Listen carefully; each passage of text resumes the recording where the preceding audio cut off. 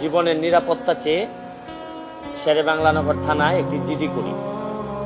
জিডির বিষয়টি হচ্ছে গিয়ে যে গত বৃহস্পতিবার সংসদে থাকাকালীন সময় আমার এলাকার যিনি অফিসার ইনচার্জ উনি আমারে ফোন দিয়ে জানালেন যে স্যার আপনি একটু বাড়ি আসলে আপনার সাথে আমার একটু বসতে হবে, গুরুত্বপূর্ণ কথা আছে। তো শুক্রবারে আমি বাড়ি যাওয়ার পর উনি দুপুরবেলা আমাকে বললেন, আমাকে একটা মেসেজ দেখালেন যে উনাকে একটা লোক 2-3 দিন ফোন করার পর উনি যখন আমলে নিচ্ছিলেন না তখন উনারে একটা মেসেজ দেয় যে ওই লোকটা, অজ্ঞাতনামা লোকটা আমার সাথে দেখা করতে চায়, কথা বলতে চায়, দেখা করতে চায় না, কথা বলতে চায়।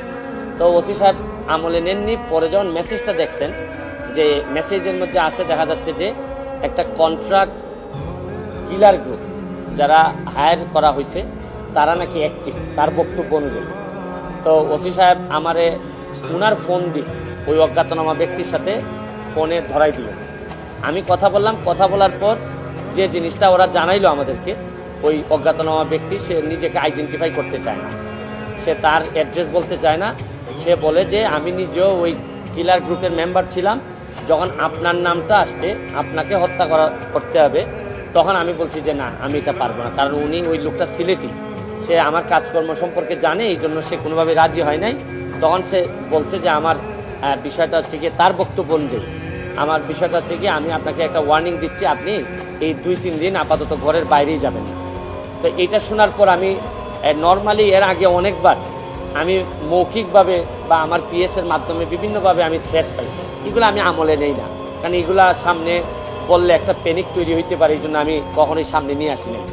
এইবার যখন আমার এলাকার ওসি সাহেবের মাধ্যমে আসছে তখন আমার কাছে মনে হয়েছে যে মানুষ যখন কখনো কোনো ওসিরে নর্মালি তো কেউ ফোনই দেয় না, তার উপর যখন সে এইরকম একটা মেসেজ দিচ্ছে তখন আমার মনে হয়েছে যে সিরিয়াসলি একটা পটেনশিয়াল থ্রেট, আমার এটা অবশ্যই আমলে নিতে হবে।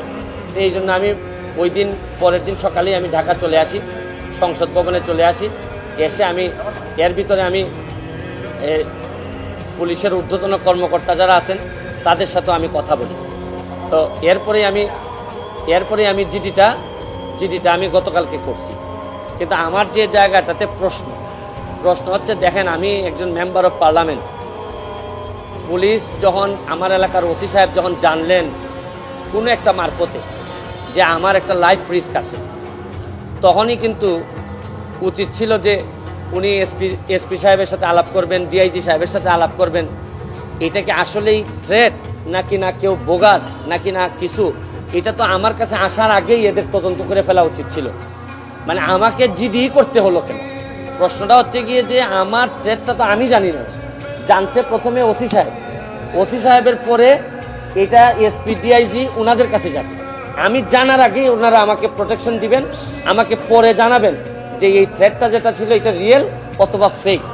ওনারা আমাকে বলছেন, ওসি সাহেবের যতটুকু ব্রেইনে ধরছে উনি ধরছেন, আমাকে বলছেন, আমাকে জিডি করতে হয়েছে। আর আমার নিরাপত্তা তো এখন আমার নিজেরই দিতে হইতেছে। এখন রাষ্ট্রযন্ত্র, আমি এটা বুঝলাম না যে এই রাষ্ট্রযন্ত্র আসলে কি আদৌ আমার বাঁচাই রাখতে চায় কিনা।